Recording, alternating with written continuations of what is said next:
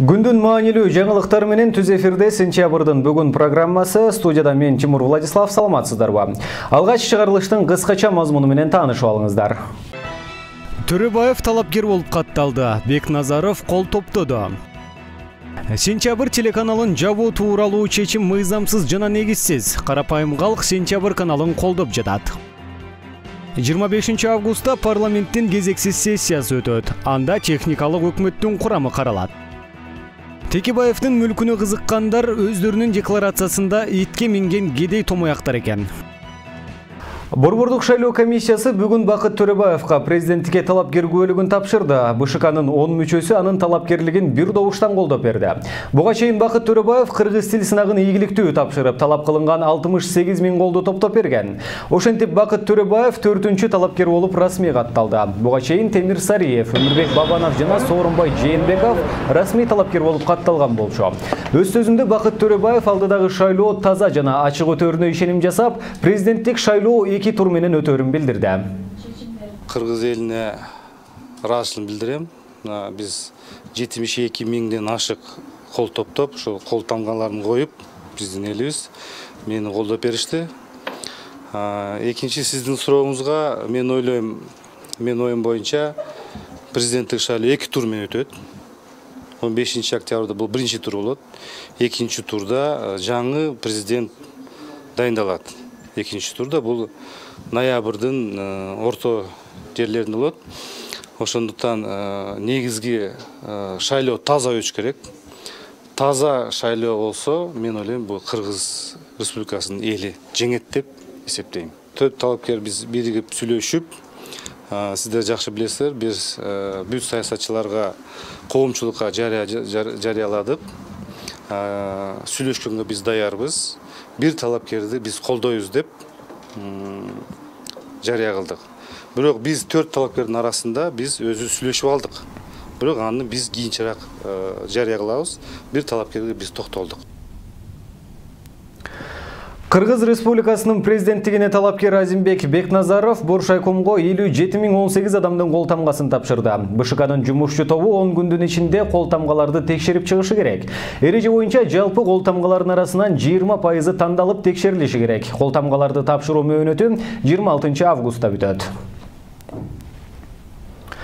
Борбордук шайлоо комиссиясы Өмүрбек Текебаевдин кол тамгаларын жараксыз деген токтом чыгарган. Бүгүн Бишкек шаарынын район аралык соту БШКнын бул токтому мыйзамдуу деген чечим чыгарышты. Ата Мекен партиясынын юристтеринин айтымында соттун бул чечими туура эмес, себеби Боршайком мыйзамсыз токтом чыгарган. Партиянын штабынан билдиргендей, Өмүрбек Текебаев банкка атайын эсеп ачкан, бирок Айбек Эрнис уулу анын паспортун алып алгандыктан акча которууга мүмкүнчүлүк болгон эмес. Текебаевдин жактоочулары паспортун берүү өтүнүчүн берген, бирок сот ал өтүнүчтү четке каккан. Боршайком болсо кол тамга чогултууда шайлоо фондунан акча бөлүнгөн эмес деген шылтоо менен 38 643 шайлоочунун кол тамгасын жаратпай койду.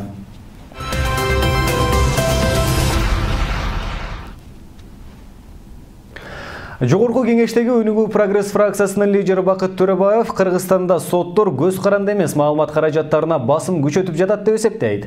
Бүгүн ал ооз-2 билдирүү таратып, Сентябрь телеканалын жабуу тууралуу чечим шашылыш жана негизсиз болуп калды деген пикирин айтты. Бул альтернативдик маалымат булагын жок кылуу аракети жана президенттик шайлоонун жүрүшүнө таасир эте турган саясий акт деп билдирди Төрөбаев. Мен ойлойм, бул чындыгында соттун чечими өтө шашылыш түрдө жасалды. Ар кандай жагдайлар болот, бирок ал маселени кылдаттык мындай мамиле менен жасап чечим чыгарыш керек. Биз ар дайым айтып келатабыз. Бул саясий чөйрөдө ар дайым альтернатива болуш керек. Альтернатива. Ошондуктан бул массалык маалымат каражаттарынын чөйрөдө альтернатива жактан маалыматтар да берилиш керек. Эгерде альтернативалык маалыматтар берилбесе, анда коррупция көбөйөт. Анда диктаторство болот. Анда биздин мамлекетибиз жабык болуп калат деп эсептейм. Биздин элибиз башка маалыматты укпай калышы мүмкүн. Ошондуктан бул чечим, бул мен ойлойм, бул туура эмес чечим. Анткени ал аналык берүү системасында берилген маалымат экен. Азыр учурда бизде санариттик системада иштеп келатат. Ошондуктан бул жерде тагыраак карап чыгыш керек эле. Сентябрь каналын жабуу тууралуу сот чечими социалдык тармакты жарды. Өлкөдөгү саясатчылар, коомдук ишмерлер, укук коргоочулар жана журналисттер бийликтин оппозицияны кысымга алган кезектеги кадамы катары баалашууда. Өлкөдөгү жалгыз оппозициялык каналдын жабылышы эмнеге байланыштуу? Кезектеги материалда. Акчасын төлөп жарнама берүү үчүн КТРге барган Куудул Абдылда Иманкуловго чыгара албайбыз деген жүйөнү негиз кылышып, аны жолго салышкан. Андан соң ал көрүүчүлөрү көп Сентябрь каналына келген. Бирок ал каналдын жабылышына туура келип, өз элин куугунтукка алган бийликтин аракетин сындады. Ана колумда турат, мына КТРдин немеси, расписаниясы барып 67 000 сом акчамды төлөп, анан как раз кечинде кетет деп атканда, кайра жандагы жардамчы чакырып алып, КТР кайра акчаны кайтарып берип койду, бизге бергенге болбойт экен деп. Ошон үчүн кече күнү эртең менен келип, ушу сентябрга келип, акчасын төлөп, аны ушу роликти заказ берип кеттим эле. Ошондо уккам, бүгүн сотко чакырып атат деген. Анан эле түштөн кийин угуп калдым, жаап койду деп. Кечке карап отурдум, сөзсүз түрдө бул мага эле эмес, эчтеке эмес, биз башкача жолу менен деле реклама кылып алабыз. Бул акыры жакшылык алып келбейт. Бул мыйзамга дагы, элге дагы дегеле мамлекеттин өсүп өнүгүшүнө каршы нерсе деп түшүнөм. Абдылда Иманкулов сыяктуу кыргызстандык миңдеген жарандар альтернативдүү маалымат алгылары келишет. Алар бийликке үнү жетпей, бир тараптуу маалыматтардан жаа бою качышат. Бүгүн келе атсам айтат, сентябрь минутуп калыптыр дейт да. Көрдүм шылдыңдагандар бар. Себеби сентябрьлардан көрөт да. Мунун жабышы мыйзамсыз эл журтты сыйлабагандык. Булардын рейтинги түшүп калганын билген жок. Өлкөдө жападан жалгыз оппозициялык канал эсептелген Сентябрды жабуу боюнча буга чейин көп эле жолу аракет кылышкан. Чыгармачыл топко коркутуу үркүтүүлөр, президенттин маалымат жыйынына киргизбей жолго таштап кеткен күндөр болгон. Эми минтип шайлоонун алдында атайын уюштурган аракет менен жаап отурушат. Анткени канал жаштыгына карабай шайлоодо прогноз жасай алчу каналдардын бири дешет бир катар саясатчылар. Бул болсо президенттин өзүнөн эле чыккан бул чечим болуш керек деп эсептеймин. Муну прокуратура, башкалардын баары бу кантип аткарабыз деп ойлонбой деле калышты бүгүн. Ошол замат буйрукту алып эле аткарып аткандан мен таң калбай да калдым. Бул демократиянын, Кыргызстандагы эркиндиктин мындай акыркы эпкиндерин жабуу аракети деп баалайм мен. Анткени буга чейин бир канча медиалар менен соттошту, бийлик көпчүлүгүн жапты, миллиондорго соттоп атат. Мына ушинтип чындыкты, кемчилигин айтып койгондордун бардыгын жаап, мындай аябай бир туура эмес кадамдар болуп атат. Муну эми элдин баары эле көрүп турат. Коомдогу ушул мындай жарыш пикир, альтернативдүү пикирдин тилин ушу коомго ошол маалымат жеткирип аткан нерселердей журналисттердин тилин кесип атат. Бул нарыкка да, салтка да, мыйзамга да жатпай турган, жакпай турган нерсе. Прокуратуранын доо арызында Сентябрь каналынын Жалал Абаддагы эфиринен 2016 жылы Ош облустук милициянын мурдагы башчысы Абдылда Капаров түз эфирдеги программада экстремисттик маанайдагы сөз сүйлөгөн делет. Бирок арыздын өзү менен каналдын өкүлдөрүнө таанышууга мүмкүнчүлүк берилген жок. Ал тургай сотко чакыруу кагазы келген жок. Ал эми сот отуруму жактоочусуз өтүп, 1 сааттын ичинде биринчи эле процессте чечим кабыл алынды. Анысы аз келгенсип кыргызча бир сөз түшүнбөгөн судья камерага кыкырып залдан кууп чыкты. Убираем камеру, я вам говорю, выйдите из кабинета. Сейчас пока ходатайство не заявили, у вас нет. Буду решать в судебном процессе.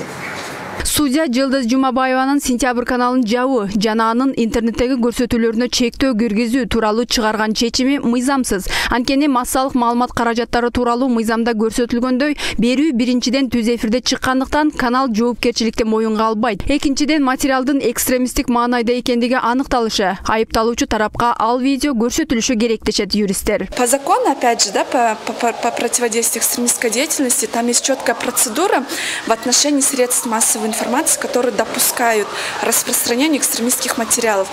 То есть сразу закрыть канал, сразу прекратить деятельность средств массовой информации не могут.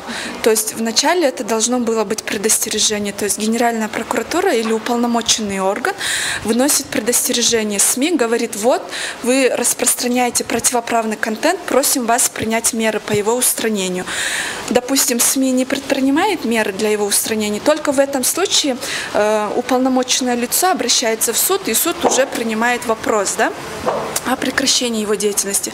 В случае с Сентябрем такого было ли так сделано, мы не знаем, потому что руководство Сентября говорит, не было никакого предостережения, соответственно, возникает вопрос, да. 1 май райондук соттон Суперкежи порталына билдиргендей, каналдын ишин токтотуу боюнча сот чечими күчүнө кирип, апелляциялык даттанууга 3 күн убакыт берилери айтылган. Бирок сентябрдын ыйгарым укуктуу өкүлү сот чечимин алуу үчүн кайрылганда чечим жазылып жатканы кечки саат 5тен кийин берилери айтылган. Если исходить из записи оглашения решения суда, которое сейчас вот распространено на просторах, ну, на Фейсбуке, да, то судья ссылается на 211 статью Гражданско-процессуального кодекса. Эта статья, она предполагает общий порядок обжалования решений суда, то есть речь идет о 30 днях. То есть в течение 30 дней телеканал «Сентябрь» имеет право обжаловать решение суда. Сентябрда жабуу тууралуу сот чечиминен кийин социалдык тармактарда чоң талкуу башталып, али да бүтө элек. Кече түнгө чейин 6 саат бою түз эфирде 20дан ашык саясатчылар, укук коргоочулар, журналисттер жана каналдын ишмердүүлүгүнө кайдыгер эмес адамдар келишип, колдоо иретинде өз ойлорун айтышты. Негизи диктатуранын эң негизги белгиси бул сөз эркиндиги муунту да. Кайсы гана диктатураны албайлы, кайсы гана доорду, кайсы гана баягы адамдын диктаттын убагын албайлы негизи. Бардыгын мисалы үчүн жоюп, бардык жагын тизгиндеп, анан сөз эркиндигин калтырып койбойт эч кимчи. Ушу сөз эркиндигинен баштайт да негизичи. Ошон үчүн мен ойлойм бул ушу диктатуранын эле бир чоң белгиси болуп атат. Бүгүн жогорку сотту таратып эле жиберсек болот.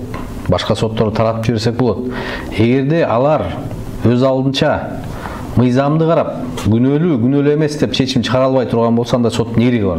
1 жылдан ашык саналипте көрсөтүлүп, жогорку рейтингти багындырган Жаш каналы үчүн бул тарыхый чечим болду деген коомчулук бийликтин кезектеги мыйзамсыз аракетине таң калып, ошол эле учурда бийлик маалыматтык согушта Жаш каналга уттурду дегендерин да жашырышпайт.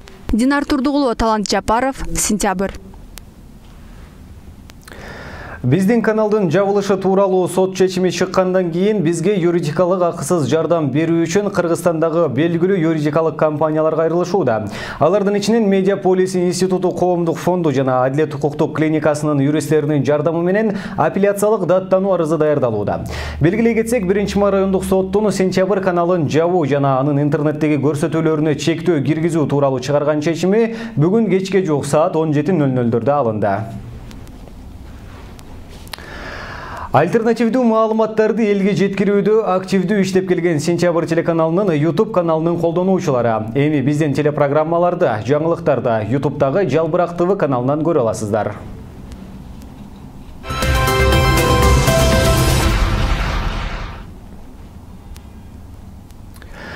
КСДП премьерликке Исаковду, орынбасарлыкка Зилалиев менен Абдыгуловду сунуштоодо. Жогорку кеңештеги КСДП фракциясы өкмөттүн курамын эртең 24 августта карайт. Премьер-министрликке президенттик аппараттын башчысы Сапар Исаковдун талапкерлиги каралууда.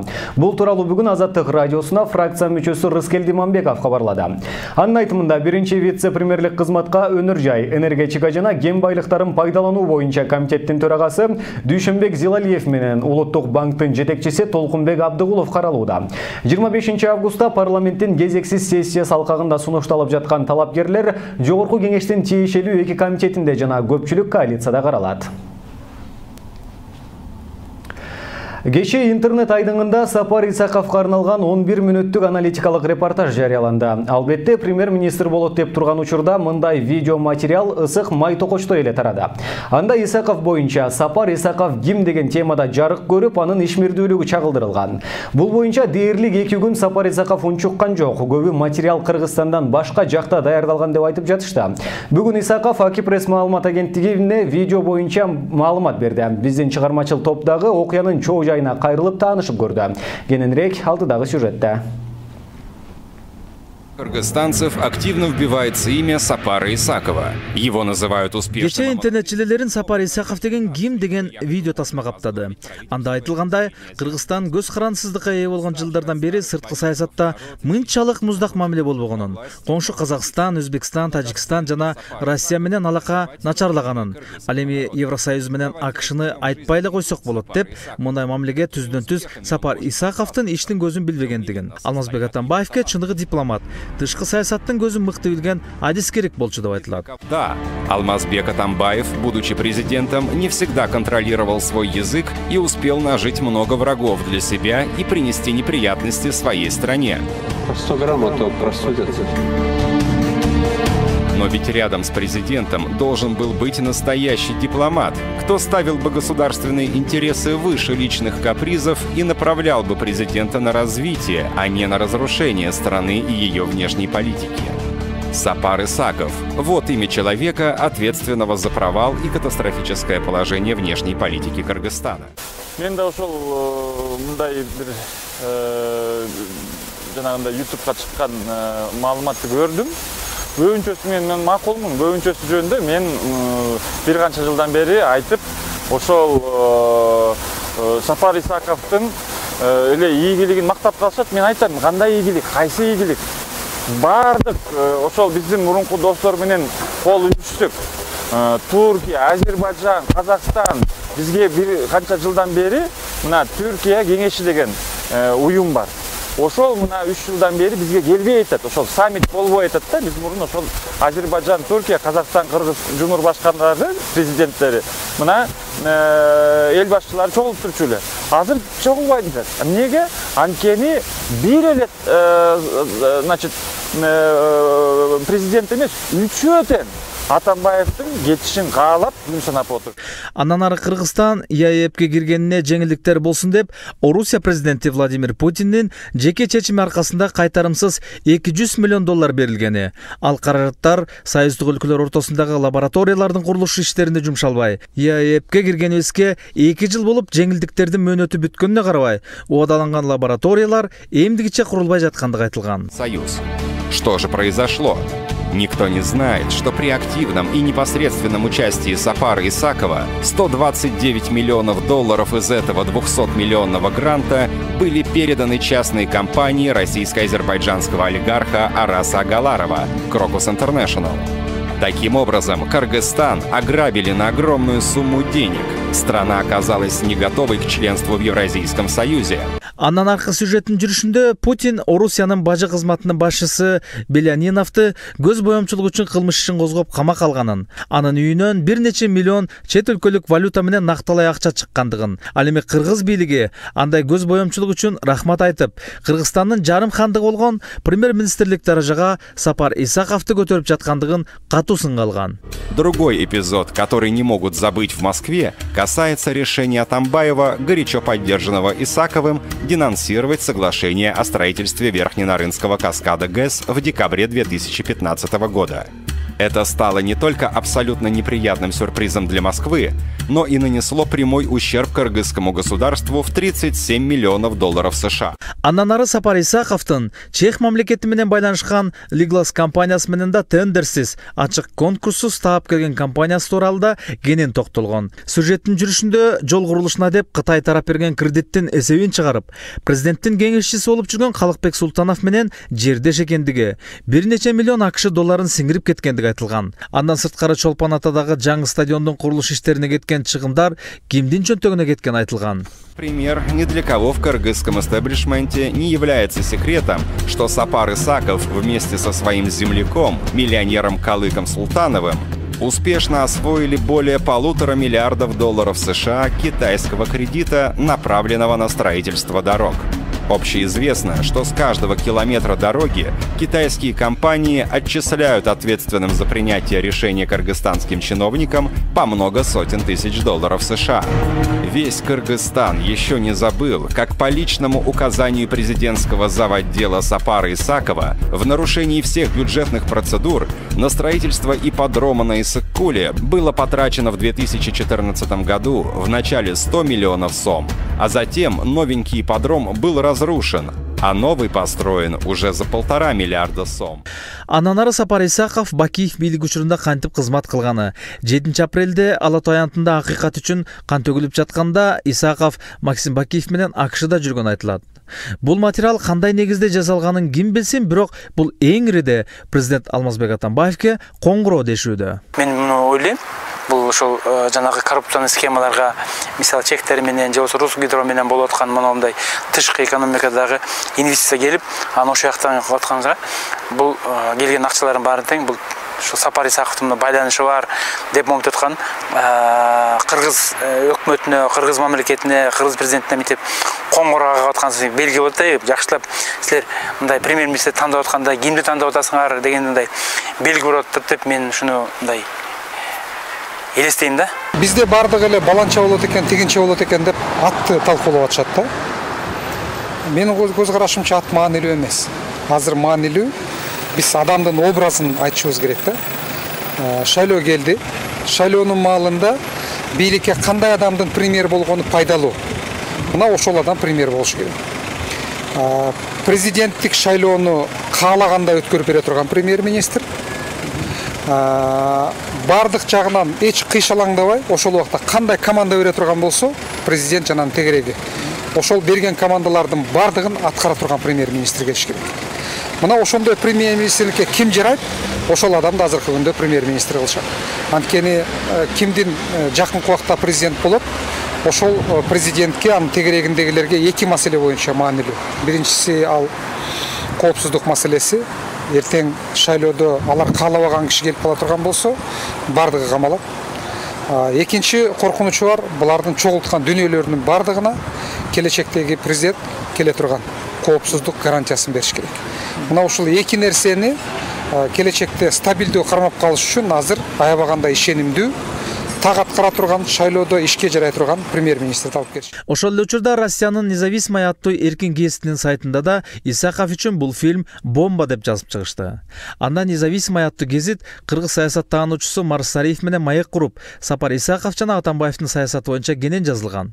Ошондой эле Сапар Исаковдун премьер-министрликке талапкерлик коюлуп жатканда чыккан бул видео саясий кризис алып келиши мүмкүн. Анткени тасмада Исаков менен чогуу башка фигуралардын да фамилиясы айтылып жүрөт деп жазылган. Дээрлик 2 күндөн кийин Сапар Исаков Акипресс маалымат агенттигине маек куруп, сюжеттин ар бир пунктуна жооп берди.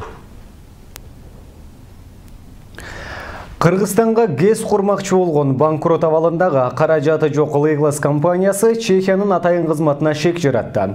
Чехиянын тышкы иштер министри атайын кызматка Лейглас компаниясын Кыргызстанга сунуштаган чех чиновниги менен Сапар Исаковдун байланышын текшерүүнү тапшырган. Азыркы бийликтин Чехиядан илинген илинчеги тууралуу биз бул тууралуу макала жазып чыккан гезиттин башкы редакторуна байланышка чыктык. Бул тууралуу кийинки сюжетте.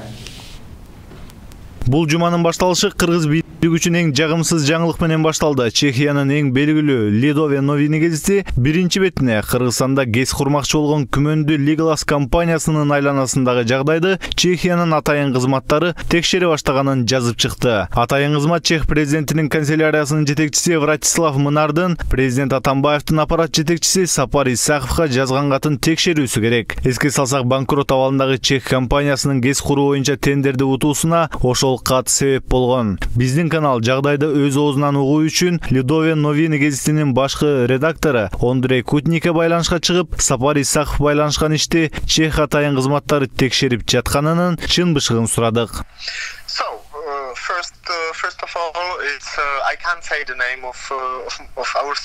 Биринчиден, мен маалыматтын булагы ким болгонун айта албайм албетте. Бирок силер билип коюшуңар керек. Ал аябай ишенимдүү адам.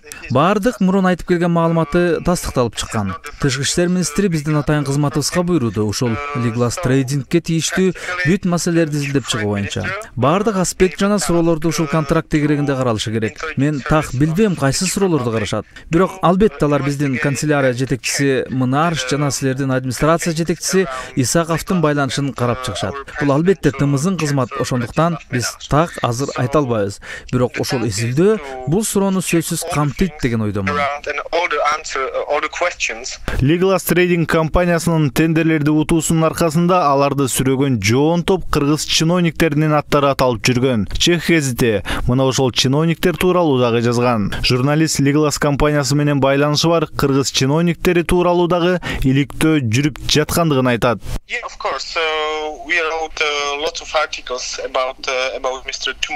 Ооба, биз Тумановчу, Акылбек Жапаров мырзалар сыяктуу бир канча материалдарды жазып чыктык. Биз гана эмес, башка чех массалык маалымат каражаттары дагы. Биз өзүбүздүн иликтөөлөрүбүздө кыргыз лоббисттердин Liglas Trading чех ишканасынын ошончолук чоң контракт алууга кандай жардам бергендерин карап жатабыз. Жанагы эле Кубанычбек Туманов өтө кызыктуу роль аткарат экен. Анткени ал Иржи Вайтихауский менен тыгыз иштешет экен. Ошондуктан Туманов, Жапаров жана Сапар Исаковдордун ысымдары чех медиасында аябай бат-баттан аталып жатат.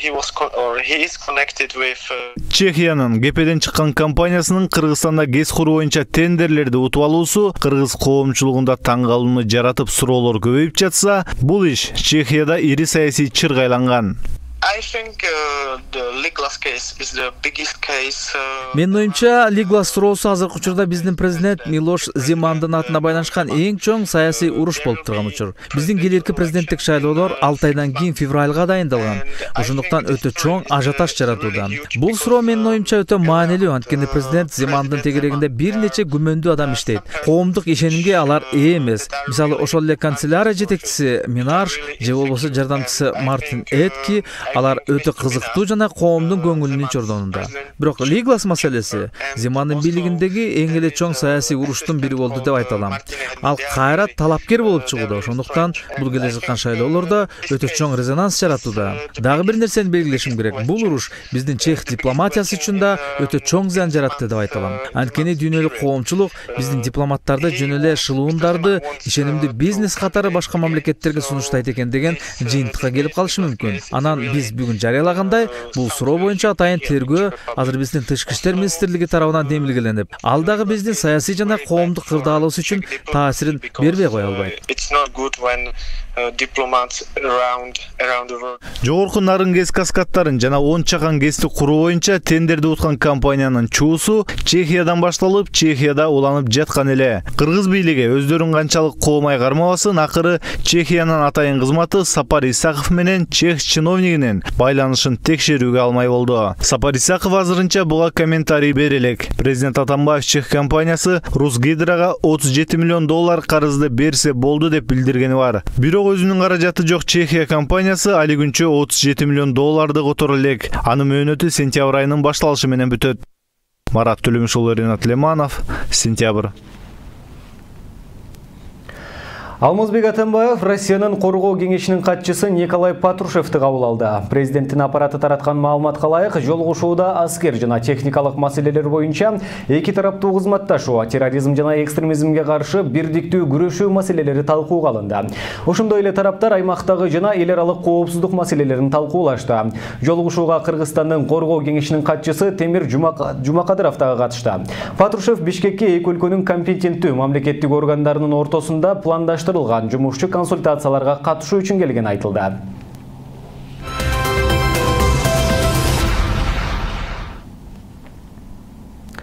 1 май райондук соту Өмүрбек Текебаевдин мүлктөрүн мамлекетке чегерүү жөнүндөгү өкүмүн чыгарган соң, бийликчил жана мамлекеттик телеканалдар оппозициячыл саясатчыга тиешеси жок мүлктөрдү көрсөтүп, бир тараптуу каралоого киришишти. Бирок Өмүрбек Текебаев 1 жыл мурда журналисттерге пресс-тур өткөрүп, мүлктөрү жөнүндө ачык айткан маалымат берген. Бул боюнча кесиптешибиз сөз кылат. Өмүрбек Текебаевга тиешелүү мүлктөр мамлекетке чегерилсин деген өкүм чыккандан бери бийликчил басылмалар жана мамлекеттик телеканалдар Текебаевдин мүлктөрүн эсептеп, ал тургай ага тиешеси жок кыймылсыз мүлктөрүн да кошо эсептеп каралоого батыл киришишти. Бийликчил маалымат каражаттары канчалык каралоо иштерин жасабасын, оппозициячыл саясатчы журналисттерге пресс-тур уюштуруп, киреше чыгашасын жана мүлктөрү жөнүндө ачык айтып берген. Пойдемте. Это улица, где я строю, где мы строим дом. Не знаю. Мамлекеттик телеканалдардан Текебаев мүлктөрүн коррупциялык жол менен алган деген материалдар таратылып жатат. Ал тургай Өмүрбек Текебаевдин 21 жылдан бери жашаган батири жөнүндө сөз кылып жатышат. Мындай квартира чоң саясатчыда эмес, жөнөкөй пенсионерде бар. Кадимки 3 бөлмөлүү батирдин балконун Өмүрбек Текебаев иш бөлмө кылып жасап алган экен. Кыргызстандын баш мыйзамы жана көптөгөн маанилүү мыйзамдар дал ушул бөлмөдө жазылган. Кадимки 3 комнаталуу квартира 2009 жылы Бакиевдин убагында, Бакиев менен жеке элдешкиз душманым болгон. Ошонун убагында Ак жол парламенти Текебаевдин Кыргыз жаңы мамлекеттин курганга эмгеги чоң. Ал ушул комнаталарда 3 комнат үйдө жашаганга укугу бар, мыйзамдуу деп таап, комитет ушул үйдө менчикке өткөрүп бергенге чечим чыгарган. 2009 жылы Бакиевдин убагында бүгүн эми Атамбаевдин убагында ушуну 10 жылдан кийин мародерлук жол менен басып алган деп КТР келип балконду көргөзүп атат. Бийликчил маалымат каражаттары Текебаевдин үй бүлөсүнө тиешелүүлдөлгөн Фрунзе, Исанова көчөсүндөгү офистерди айтып жатышат. Бул объекттер Бакиевдердин заманынан бери көп айтылды. 7 сотых жер тилкесинде жайгашкан 3 имарат. Дал ушул имараттарды ижарага берүү менен оппозициячыл саясатчынын үй бүлөсү киреше таап келет. Ачындыгында бул жерге бир чоң 7 этаж, 10 этаж куруп койсо болмок. Эмне үчүн мындай майдаланып курулуп калды? Анткени акча жок. Эптеп бирин кургандан кийин аны банкка коюп, залогко коюп, кредит алып, экинчисин куруп, экинчиси бүткөндөн кийинкисин куруп, мына ошондой болуп курулган. Биздин үй бүлөнүн кирешеси негизинен мына ушул жерден түшөт. Жылына 3-4 миллион сомго чейин түшөт. Өмүрбек Текебаев өзүнө карата каралоо компаниясынын алдын алып, үй бүлөсүнө тиешелүүлдөлгөн мүлктөрдүн калтырбай айтып берген. Анын арасында Орто Сай 2 айылындагы бүтелик турак жай. Бул жерге ээ болуп калышынын да өзүнчө тарыхы бар. 11 жылы бул жер участогун алгам, 5-6 высоты жер. Ал кезде Абдырахмановдун үй бүлөсү менен өтө ысык биз дос элек. Анан Бейлеже бул Абдырахмановдун аялы, жакшы киши, азырга чейин биз сыйлайбыз. Айгүлгө аялым айтып калды. Коңшу болуп жүрөйлүк, Карыганда дагы тиги чогуу жүрөйлүк. Таалар мо жакын Браво деген ушундай шаарчада жашайт. Анан бизде ушул жаңы шаарча курулуп атат. Ушул жерден жер албайсыңарбы деди. Ал кезде бул жерде эч бир үй жок эле. Биз айттык акчабыз жок десек, жок деп өзү тааныйт экен, Айгүлдү алып келип тааныштырып, $60,000 дегенди $40,000 чүрүп, анан акчасын жарымын өзү төлөп, бизде акча жок эле. Анан жарым жылдан кийин Абдырахмановдордон кутулдук. Мен бул жер алынбайт эле, ошентип Бейлеженин шарапаты менен мындай алынып калды. Кымбат хан сарайларынын ортосунда жайгашкан Өмүрбек Текебаевдин үйү эмдигиче бүт элек. Анткени бул имаратты бүткөрүүгө акча каражаты чектелүү. 5 жылдан бери ушул үйдү курабыз. Мындай үйдү орто адам курат. 2 этаждан эми ылдый бүгүн эч ким курбайт, анткени жер кымбат, жер кичинекей. Кудай кааласа жакынкы ушул 5 жылда мен бүтүп алсам деп турам. Мен азыр 60га жеттим. Кыргызда айтат. Эркек жигит дарак эгиш керек, бала өстүрүш керек, үй куруш керек деп. Анан мен эгер үй кура албасам, анда 3 парзымдын бирин да аткарбаган адам болом 60га чейин. Анан ошондон акты айтса болот, сенин колуңан эмне келет сөздөн башка, өзүңө үй кура албасаң. Өмүрбек Текебаевдин байлыгы катары каралоо компаниясы Борбордо жайгашкан Атамекен партиясынын башкы штабын айтып жатышат. Кыргызстандагы башка партиялар кожоюнунун бир бизнес бөлүгү болуп, штабтары байлардын ээлигинде турган бизнес борборлордо же банктарда жайгашкан болсо, Атамекен партиясынын мүчөлөрү алгачкылардан болуп акча чогултуп, жер тилкесин сатып алышкан, инвестор таап имарат салдырышкан. Мы приобрели в 2013 году. В 2013 году. И только сейчас построили офис? Нет, долго строили, долго согласовали. Но это не наши проблемы, это инвестор. Инвестор, по идее, должен был построить 9 этажей.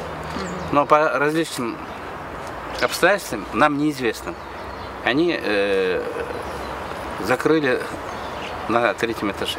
30 жылга чукул депутат болуп иштеп, башкаларга окшоп мультимиллионер болуп албаган Текебаев 60ка чыкканда жаңы үй сатып алган. Азыр 60 жаш экөөбүз теңбиз. 60 жашка чукулдап калган биздики эмес, азыр 30-40 жаштагы адамдардын канчалаган мүлктөрү бар. Жаш жигиттер мисалы. Ишке саясатчы жигиттердин канча мүлктөрү бар. Мен ойлойм, ушул баягы бөрк алдаса баш алып эле Текебаев ушул жагынан коррупцияны кылдыганына мен кошула албайм да. Туура эмес да. Калайбыз куугунтук болуп атканы айкын да. Мен муну баштан эле айтып атам. Бийликтегилер оппозициячыл саясатчынын 8 жашар кызынан баштап 80 жаштан ашкан апасынын мүлкүнө чейин эсептеп жатышат. Өмүрбек Текебаев өмүр бою оппозицияда жүргөндүктөн аны өлкө казынасына кол салып, же болбосо бирөөнүн мүлктөрүн басып алды деп туумат кылуу негизсиз. Мен 5-чи президентти көрдүм. 29-чу өкмөттү көрүп турам, ушул залда иштеп атам. Үчөө менен элдешкес душман оппозицияда жүрүп, мыг алсам дагы квитанциясын алып коюп коем. Эч ким мага тийише албайт. Ошон үчүн коркпойм. Сактык менин ар бир клеткама чейин кирип инстинкт болуп калган. Кыргызстанда олигархтарды эсептеп отурсаң баш айланат. Бири 2 гектарды ээлеген жер тилкесине хан сарай салдырып жатса, башкалары супермаркет, гипермаркет, бизнес борборлоруна гектарлаган жер тилкелерине ээ болуп отурушат. А бирок алардын бири да байлыктарын журналисттерге ачык көрсөтүп, киреше булактарын ачык айтып берген эмес. Кыргыз чиновниктеринин тапкан кирешеси канча? Муну кебетеси карапайым калк эч качан билбей өтсө керек. Анткени коом алдында ачыктап коюлу деп толтурган декларациясын көрсөң, кыргыз чиновниктерине бооруңа уруп, өтө эле жупуну жашаган катардагы дыйкандын деңгээлин көрүүгө болот. Бирок балдары чет өлкөлөрдө билим алып, минген унаалар алкынып, көрсөткөн декларациясына түк кошпойт. Ким үй мүлкү менен минген унаасын, ишканаларын көрсөтө алат. Азырынча Өмүрбек Текебаевтан бөлөк бир дагы саясатчы ачык айкын жалпыга каражаттардын өкүлдөрүн ээрчитип барып, бирден санап берген жок. Алдыда ким канча байлык топтогону, аны ачыктаганы туурасында сөз кылабыз. Сөз башынан болсун. 2004-жылы декларация жөнүндө мыйзам кабыл алынып, ал улам-улам өзгөрүп отур, акыркы жолку өзгөртүү 2015-жылы киргизилген. Декларация толтурууну максат эмне? Ал мамлекеттик жана муниципалдык кызматкерлердин тапкан кирешеси, короткон чыгашасы, мүлктөрүнүн ачык айрым болушу жана коомго жарыяланышы. Мына ушул ачык айрым деген жерге келгенде биздин байкуш чиновниктер өтө кыйналат.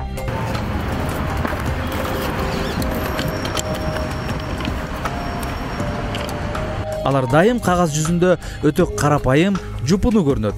Бирок жашоо турмушу, берген тойлору, короткон чыгашалары менен жеген ичкени таптакыр башка. Алар биринчиден эл эч качан көрбөйт деп ойлошсо, экинчиден мамлекеттик текшерүү органдарында ошентип алдагысы келишет. Анткени кагазда көрсөтүлгөн мүлктөр, тапкан кирешелер официалдуу болуп эсептелинет. Жээнбековдор мамлекеттик кызматта иштеген соң тапкан ташыганы декларацияга кириши шарт. Сооронбай Жээнбековдун МТС 80 тракторлору 176,4 гектар жер участогу бар экенин жазган. Үйү, дачасы жана соода павильондору бар. Туугандарынын жайыттары 76,6 гектарды түзөт. Ошондой эле батирлери бар. Мурдагы парламент төрагасы Асылбек Жээнбеков 2,180,312 сом тапкан. Үйүнүн аянты 1,5 чарчы метр, 12,700 чарчы метрлик имараттары бар. 3,5 чарчы метрлик кафе-рестораны бар, 9,000 чарчы метр айдоо аянты бар. Элчи Жусупбек Шарипов декларациясы боюнча $50,621,000 киреше тапкан. Президент Алмазбек Атамбаев болсо декларацияда өзүнүн 8,4 миллион сом киреше тапканын, жакын туугандары 9,5 миллион сом таап, былтыркы жылы көрсөткөн каражатын көргөзгөн. Эске салсак, президенттин киреше булактар боюнча учурунда Өмүрбек Текебаев коомчулукка алып чыгып, Кой Таштагы ак сарай кайсы кирешеге салынып жатат деп суроо коюп, ал чоң чырга айланганы белгилүү. 6 жылдын ичинде Атамбаев бир эле жолу чыгым жасайт. 34 миллион. Муну билесиңер, Албектен 2,7 гектар жер 34 миллионга сатып алат. Албетте, анын 6 миллион жетмеген, бирок жардамга аялы келет. Аялы 6 жылда 32,371,852 сом иштеп алган болот. Аялы менен Атамбаевдин кошкондо 38 миллион сом 6 жылда иштеп тапкан болот. Мына ошо Албектин уяты жок экен деп койдум менчи. Баласын дагы бакса, байытса, алып жүрсө, Байкесі 6 жылда аял менен кошуп тапкан акчасын тарс этип алып коюптур. 34 миллион. Атамбаевтарга эч нерсе калган эмес. Эми бирок мамлекет болгондон кийин мамлекеттик обеспеченияда кийими бекер дейлик, жегени, ичкени бекер дейлик, жүргөнү бекер дейлик, баары бекер дейлик. Ошондо деле 6 жылда тапканы бир участокко кетиптир. 2016 жылкы декларацияда өлкө башчы өзүнүн тапкан каражатын көрсөткөнү көрсөтүлүп турат. Андан сырткары Алмазбек Атамбаевдин 2,7 гектар жеринин 116 чарчы метрлик курулушу бар экени 2016 жылкы декларацияга киргизилген.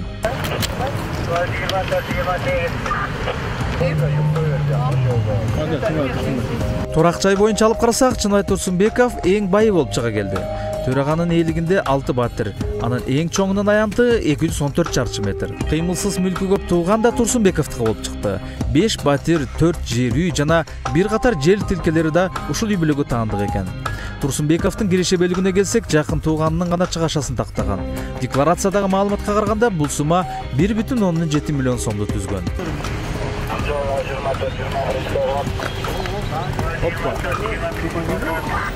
Коомчулукта Бишкек шаарынын мэри Албек Ибраимовдун киреше декларациясы ынандырбай турганын, андагы маалыматтар атайын комиссия тарабынан иликтенүүгө тийиш экенин айтып чыгышканы бар. Өткөн жылы Алтургай мамлекеттик кадр кызматындагы шаар мэри Албек Ибраимовдун 2015 жылга карата мамлекеттик декларациясы жоголуп кеткени кабарланган. Кийин кайра пайда болуп, төмөнкүлөр көрсөтүлгөн. Анда Ибраимов 29 жер тилкесине ээлик кылаары. Мэрдин үй бүлөсүнүн былтыр жер сатып 33 миллион сом тапканы да көрсөтүлгөн. Бул мэрдин жубайы президентке сатты деген жерден түшкөн киреше болушу ыктымал дешкендер да болду. Президенттин жакын адамдарынын бири Фарид Ниязовдун жылдык кирешеси 816.055 сомду түзгөн. Анын 45,2 чарчы метрлик батири бар. Мындан башка 19,6 гектар жерге ээлик кылат. Дагы бир 1,6 гектар жердин 25% Ниязовдун карамагында. Бир кашары бар.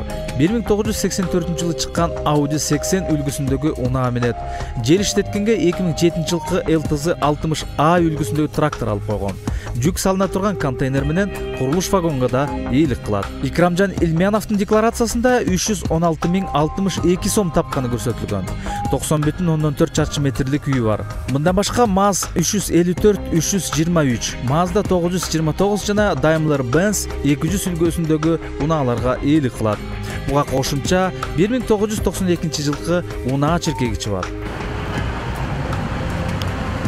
Сапар Исаков 2011 жылдын декабрдан тарта президенттин аппарат жетекчисинин орун басарынын рангында тышкы саясат бөлүмүнүн башчысы болуп үмүттөнүп келген. Учурда премьер-министр болот деген каңшаар желдей тарады. Анын жылдык кирешеси 853.705 сомду түзсө, чыгашасы 3.933.000 сом 422 сомду чапчыган. 127,4 чарчы метрлик үйү бар. Унаасы жок болуп чыкты. Бул маалымат бир эле жагы. Мамлекеттик кызматкерлер жана депутаттар толтурган декларациядагы маалыматтар чындыктан алыс экендиги кашкайган чындык. Алар жыл сайын өтө жупуну кирешеси тууралуу декларация тапшырышат. Ошого карабай балдарын чет өлкөлөрдө окутуп, кычыраган унаа тебишет. Уул кыздарынын социалдык тармакка койгон сүрөттөрү жана видеолору алар эгерим кең карчыты көрбөй чоңойгонунан кабар берет.